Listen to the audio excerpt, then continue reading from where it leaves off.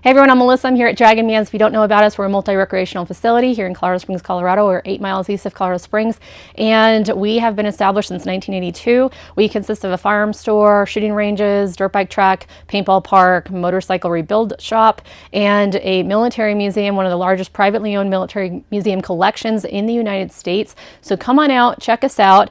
Lots going on here. I'm generally making videos and showing off, our inventory or suppressors, or giving you guys some good information, or Mel is kind of showing you what's going on here. And I really manage the firearms store. So just want to kind of keep you guys up to date like I have been in the past. Previously made a video about upcoming laws that affect gun owners that you guys all know about. So take a look at that video. But really more so than anything, I actually delayed this video a little bit because I want to see if there was a date set and a time for the first committee hearing for this new, essentially an assault weapons ban bill. There has been no date set yet, so I just want to inform you guys on what's going on if you haven't already heard about it, or maybe you have, and maybe in this video you'll get a little bit more information on it. So this is the third year that Colorado residents are facing a assault weapons style ban bill that will essentially ban 90% of the firearms behind me. It wants to ban any sort of rifle and shotgun that accepts a magazine, and any type of direct blowback operated pistol such as your ARs, your AKs, and most of your subguns. This was brought forward by Tom Sullivan of Aurora, and then also Julie Gonzalez, who was also the bill sponsor last session for HB 24-1292.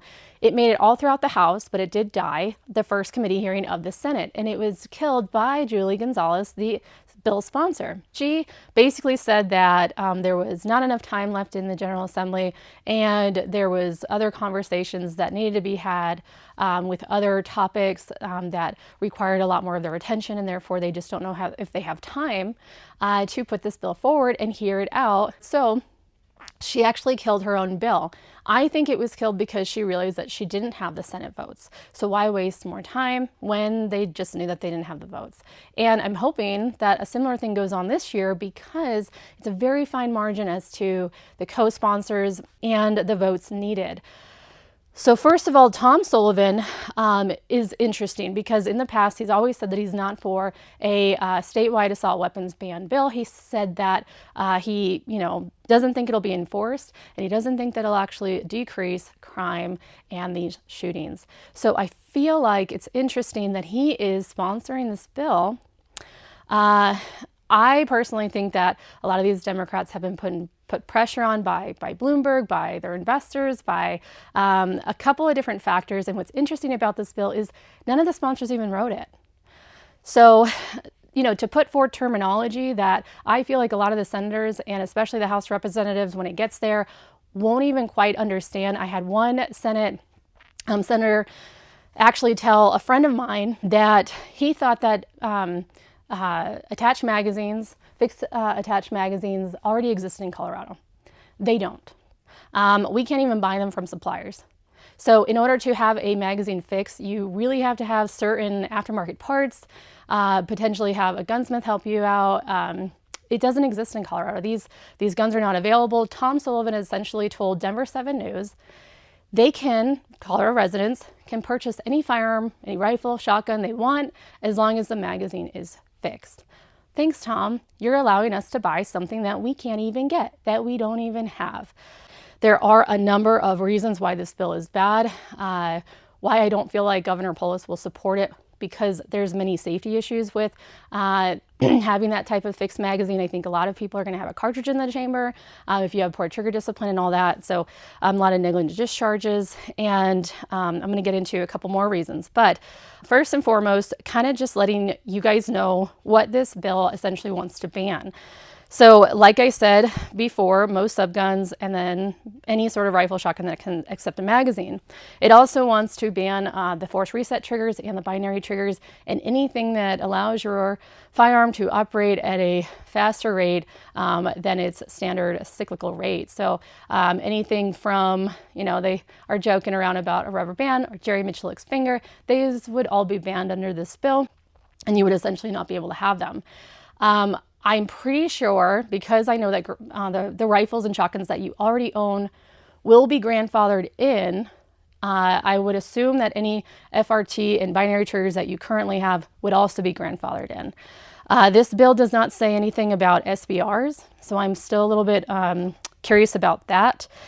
And it essentially would ban the direct blowback operation as opposed to recoil. So the direct blowback is where the actual air from the pressures from the cartridge combusting, the pressure in the air actually allows the bolt to cycle and directly puts pressure on it. So that would be your direct impingement, your piston operated, your long stroke gas piston systems, your short stroke gas piston systems, your roller delayed blowback systems, as opposed to recoil operated. Recoil is essentially where the cartridge pushes directly back on the action. So that's going to be all of your pistols that you currently own and that we mostly sell handgun wise in the store.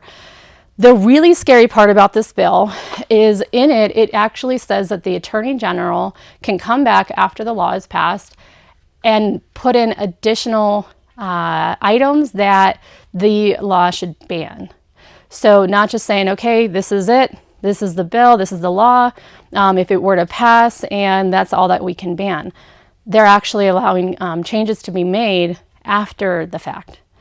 And I really don't know how that's legal. And that's really scary because all they have to do is change a little bit of the terminology or add in new terminology to be recoil operated, and boom, that just bans all the handguns that we have. So this is not a great bill at all. I don't think that the senators really understand the severe consequences that it would have in Colorado. And I know that it would essentially, go into the court system and go to the Supreme Court, and SCOTUS would eventually hear on it because it would be highly illegal and against the Second Amendment. But it would come down to the votes. So, like I said, there's 23 Democrats to the 12 Republicans in the Senate. Now, first, it's going to be heard in the Military Affairs Committee. This is a committee made up of 5 people. One of the new committee members is actually a member that was chosen by the senators from the vacancy committees. So he filled a vacancy spot, just like Tim Hernandez did last session. So the other 2 are going to actually be Tom Sullivan, who's sponsoring the bill. So we all know how he's going to vote. And then one other Democrat and 2 Republicans.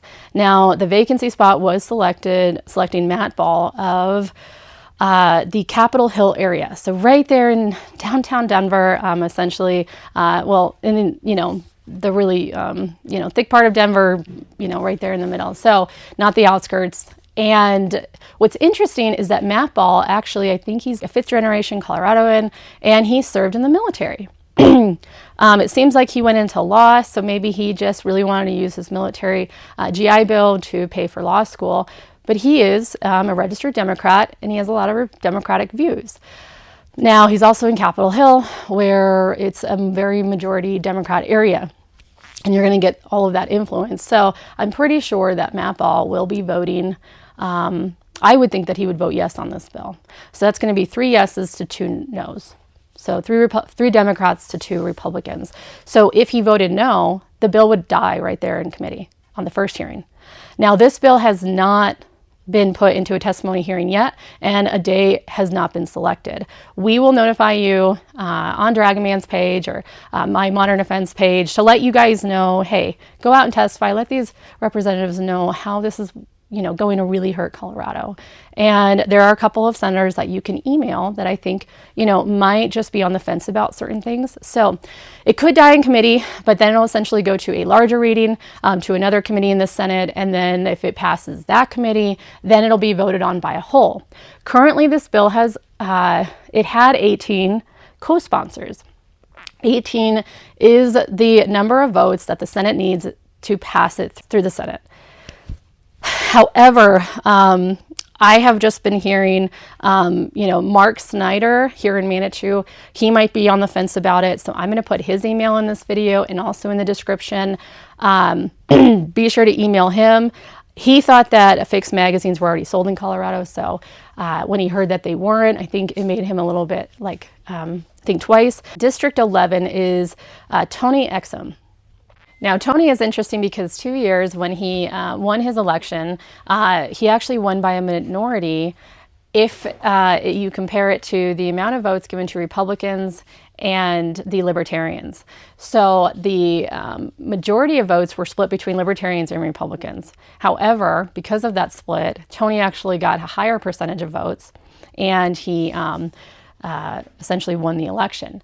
Now, next election, maybe you guys, now knowing that, will just try to stick to a certain party so that you're not splitting votes within parties that have similar views. So if you live in the Cimarron Hills area, or your District 11, I'm going to put a link in this video in the description to where you can look up to find your legislator, and email Tony, let him know, hey, I'm a constituent in your area. These are my views. I am a voter for you. He's going to be up for election, and let him know why this is a bill that's horrible for Colorado and why he shouldn't support it. Because currently he is a co-sponsor on this current bill, SB 25-003. So if we could get a couple of people to just flip their votes, then the 12 Republicans, I'm sure, will all vote no. And then we just need 6 Democrats to vote no. Is this possible? 100%. So it'll be just really interesting. Now, if Matt Ball votes no in the first committee hearing, that'll be 3-2, and the bill's dead. So, definitely email Matt. I'm going to put his information, email Mark Snyder, email Tony Exum. And then if it were to pass all the way through the Senate and through the House, now last year, actually 9 Democrats voted no in the House, and all of the Republicans did as well. And it was a 35-27 vote. So because we flipped the 4 seats, and if the same Democrats, we actually would need 11 Democrats to vote no to have the majority. So that would be interesting. I don't know if we have the votes in the House. So if it passed through the Senate, I think it'll easily pass through the House. And then it'll be up to Governor Polis to actually decide whether he wants to pass this or not. Now, Governor Polis has higher aspirations, so everyone is saying, on a more national front. So if he is seen to vote yes on this assault weapons ban bill, or even let it sit on his desk, so if something gets passed through the House and the Senate, it can actually just sit on the governor's desk for 30 days before it's just automatically approved. And then he'll sign it into law, or it just automatically goes into law. So he doesn't actually have to sign it, actually make a decision on it. And he could, however, veto it.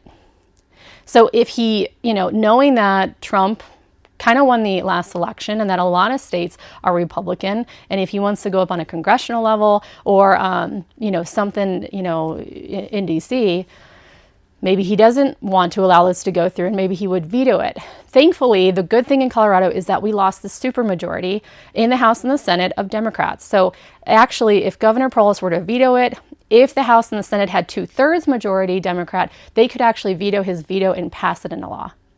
Thankfully, we don't have that here anymore. The Democrats just have a majority. So Governor Polis would be our last hope if it passed through the Senate and the House.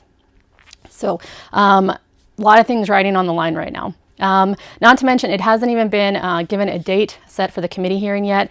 However, it could happen any day now, and we'll see what happens. At that point, I would encourage all of you guys to sign up to testify via Zoom or in person.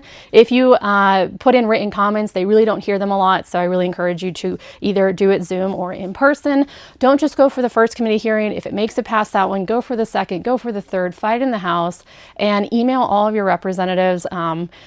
Anyone who you feel like you could, just provide some clarification, some education on what they're actually going to be banning, and the fact that this technology doesn't even exist to make your magazines fixed here in Colorado. So, number one, I think that a lot of people would have a cartridge in the chamber. So in order to clear your firearm, generally you take out the magazine to clear the malfunction. You wouldn't be able to do that with this if our magazines were fixed. Also, the Attorney General adding things on after the bill is extremely scary, so let them know. Also, they are allowing, of course, law enforcement to still own, detachable magazine rifles and shotguns and so forth. I find that really interesting because the main reason why we have the Second Amendment is to keep our law enforcement, our military, our government, a checks and balances with its residents.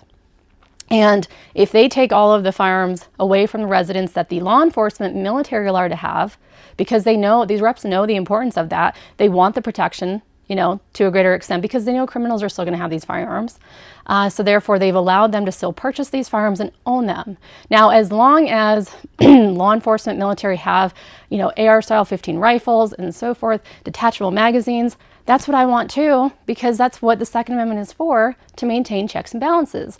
So what's ironic, though, is if they eliminate the firearm stores from, keeping these firearms in stock or being able to acquire them, most law enforcement won't even be able to have a place to go out and just, buy them accessibly. And so it actually limits their options as well. So if you're law enforcement, I would definitely be against this bill as well. What else? They also make, if they find out that you purchased a firearm that's on this bill for the second time, it's an automatic 6th-degree felony charge. And that goes for firearm stores as well. And they say in there that if you are a firearm store caught selling, transferring a firearm, then they can actually pull your state permit. And I find that interesting because last year they passed a whole bunch of laws, including developing a whole new division at the Department of Revenue to now require us as firearm stores to get a permit and have that in order to operate as a business. Now they have the ability to take away the permit from the division that they created with a bill that they created that they passed. Surprise, surprise. Also, there's a bunch of other bills that I'll talk about here at the end. If this bill were to pass, SB 25-003, it would go into effect September 1st of 2025. So just in September, it would go into effect. So this is pretty scary. Moves super fast. Doesn't even really give people a whole lot of time to prepare. And if they put, the testimony hearing out, I wouldn't be surprised if they just announce the date and the time the morning of. So, that's always really interesting. So some other bills that they want to put forward this session is 1, an age requirement to purchase ammo, and then 2, a limitation on how many firearms you can purchase per month. So they're essentially just copying everything from California. And it's like, can you come up with any of your own ideas?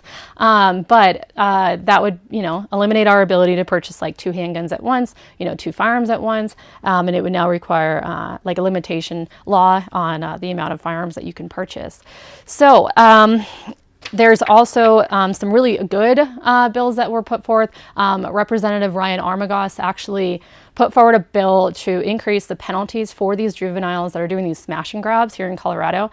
So currently the consequences are pretty minimal, and they actually cannot hold a lot of juveniles because they have a limitation on the amount of beds that they have for juveniles in the jails. So they essentially just release them, and the consequences are really not severe. That's why a lot of the people, I think, really behind these smash and grabs are, finding these juveniles to do the work for them.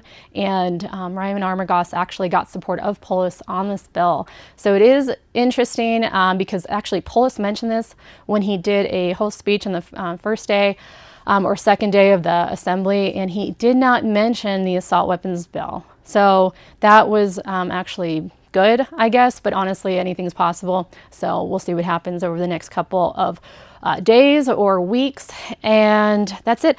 So just want to keep you guys up to date. Also, just keep in mind, they passed the excise tax bill, and now it's signed into law. So you're going to be paying an additional fees on your firearms and ammo, firearm accessories here in the next couple of months. And also the CHP requirements. So classes are booking up, and you need to apply for your permit if you don't want to adhere to all the strict requirements come July 1st and all that. So my classes are filling up, so definitely get signed up. Hopefully by like April, because the sheriff's department here in El Paso County, Colorado Springs, is about 3 to 4 months out now. So if you don't get that appointment by July 1st, you will have to take the class all over again with the strict requirements. So all right, hopefully this video was informative for you. Just want to make sure you guys are all up to date, and also helping in the fight, emailing those representatives, and hopefully getting up to the Capitol to testify in person or on Zoom, and letting these representatives know what they are doing to damage Colorado and our fundamental gun rights here in the state. Thank you, and we'll see you.